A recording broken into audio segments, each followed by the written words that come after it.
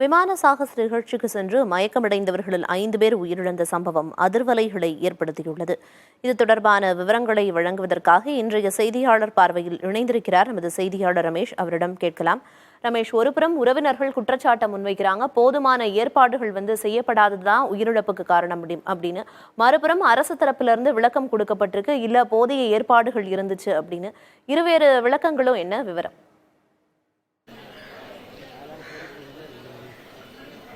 நம்ம கூட தற்போது இருக்கக்கூடிய இடம் பார்த்தீங்கன்னா ராஜீவ்காந்தி அரசு மருத்துவமனையில் உடற்கூராய்வு மார்ச்சுவரிக்கு அருகில் இருக்கிறோம். 34 வயதான கார்த்திகேயன் என்பவருடைய உடல் இங்கே தற்போது உடற்கூராய்வு செய்யப்பட்டு குடும்பத்தினரிடம் ஒப்படைக்கப்படுகிறது. மொத்தம் 5 பேர்ல பாத்தீங்கன்னா ஓமந்தூரார்ல கொருக்குப்பேட்டையை சேர்ந்த ஜான் 56 வயது, சீனிவாசன் 48 வயது, அதே போல ராஜீவ்காந்தி மருத்துவமனை பொறுத்தவரை இவர் கார்த்திகேயன், ராயப்பேட்டை மருத்துவமனையில மார்ச்சூரியில தினேஷ் என்பவர் 40 வயது, மணி என்பவர் 55 வயது. இந்த 5 பேரும் தான் உயிரிழந்திருக்கிறார்கள். தற்போது குடும்பத்தினரிடம் ஒப்படைக்கக்கூடிய நிகழ்வு என்பது நடைபெற்று வருகிறது. அதாவது பாத்தீங்கன்னா ஃபேமிலி என்ன சொல்றாங்கன்னா, 2 மணி நேரத்தில் அவர் வண்டி எடுத்துட்டு வரன்னு போனவரை காணோம் அப்படின்னு சொல்றாங்க. அதாவது இந்த குடும்பத்துக்கு சம்பாதித்து கொடுக்கக்கூடிய ஒரே நபர் இவர் தான். அது மட்டும் இல்லாமல் அவங்களுடைய தந்தையாரும் ஏற்கனவே கொரோனா உயிரிழந்திருக்காரு. தற்போது இவருக்கு மனைவி மற்றும் ஒரு குழந்தை மட்டுமே இருக்கிறார்கள். அவர்கள் இந்த கண்ணீர் ததும்பி இந்த பகுதியில் இருக்கிறத பார்க்க முடியுது.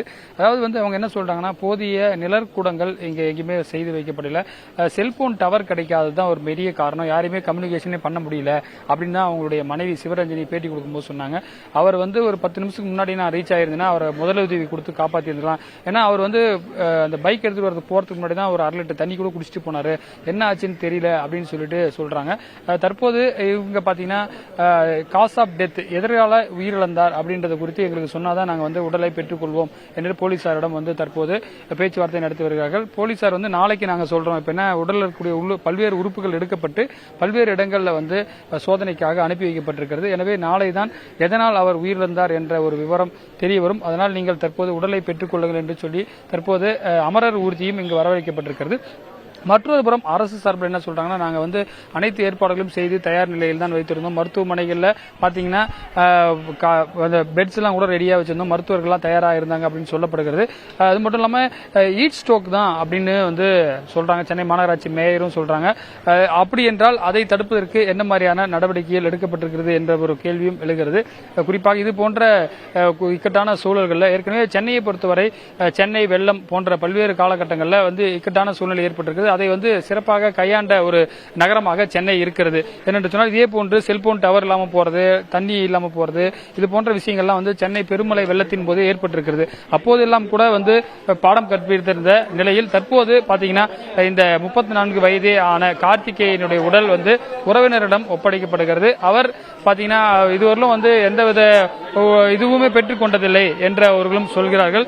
அவருக்கு உடல் ரீதியாக வேற எந்த பிரச்சனையும் இல்லை என்றும் அவருடைய உறவினர்கள் சொல்கிறார்கள். தாய் மட்டும்தான் இருக்கிறார். மனைவி 4 ஆண்டுகளுக்கு முன்புதான் திருமணம் ஆகியிருக்கிறது.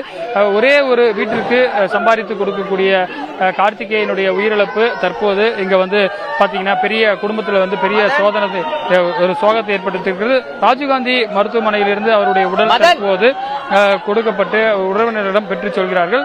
திருவொற்றியூர் பகுதியில் இவர் வசித்து வந்தார். ஒரு தனியார் கம்பெனியில ஒர்க் பண்ணியிருக்காரு.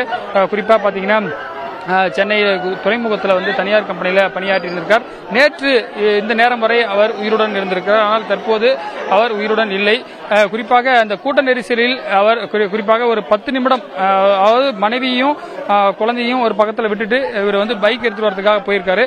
குறிப்பா மெட்ரோ ரயில் வரதா தான் பிளான் பண்ணியிருந்திருக்காங்க. ஆனா அப்போது மெட்ரோ ரயில் அதிக அளவில் கூட்டம் இருந்ததுனால இவர்கள் மாறி குறிப்பாக 2 வீலரே எடுத்துட்டு தீவுத்திடல் பகுதியில் வண்டியை பார்க் பண்ணிட்டு தற்போது அவர்கள் சென்றிருக்கிறார்கள். இந்த நிலையில் அந்த குடும்பமே தற்போது 34 வயதான ஒரு இளைஞரை இழந்து விட்டிருக்கிறார்கள்.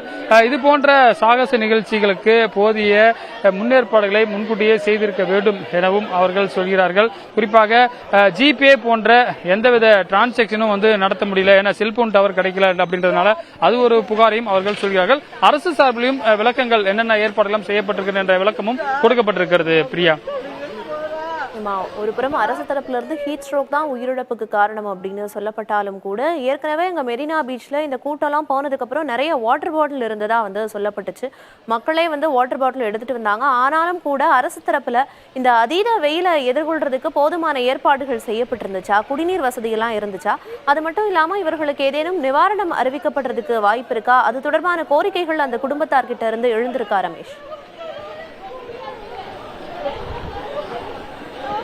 நிச்சயமாக அந்த குடும்பத்திற்குரிய தாயாரிடமும் அவருடைய மனைவியிடம் நம்ம பேசும்போது சொல்றாங்க, ஒரு ஏதாவது ஒரு அரசு வேலைன்னு அவங்க படித்து அவருடைய கார்த்திகேயனுடைய மனைவி படிச்சிருக்காங்க. அவங்களுக்கு அவங்க வீட்டில் ஹவுஸ் ஒய்ஃபாக தான் இருக்காங்க. எனவே அவர்களுக்கு ஒரு ஒரு அரசு வேலை சார்பாக வழங்க வேண்டும் என்று கோரிக்கை வைக்கிறார்கள். இதுதான் அவர்கள் பாத்தீங்கன்னா கிட்டத்தட்ட ஒரு 10 நிமிடம் முன்கூட்டியே சென்றிருந்தால் முதலுதவி கிடைத்திருக்கும் என்பதுதான். கம்யூனிகேஷன் பண்ண முடியல, மொபைல் டவர்லாம் கிடைக்கல, போன் பேச முடியாத ஒரு சூழல் இருக்கு. 3 மணிக்கு மேலதான் அந்த போன் எடுத்தவர் பேசியிருக்காரு.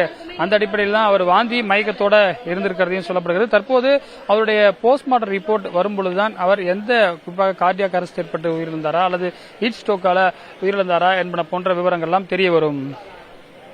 குடும்பத்தார் முன்வைத்த கோரிக்கைகள் நிறைவேற்றப்படும் அப்படின்னு எதிர்பார்க்கலாம். பல்வேறு விவரங்களை களத்திலிருந்து வழங்கியதற்கு நன்றி ரமேஷ்.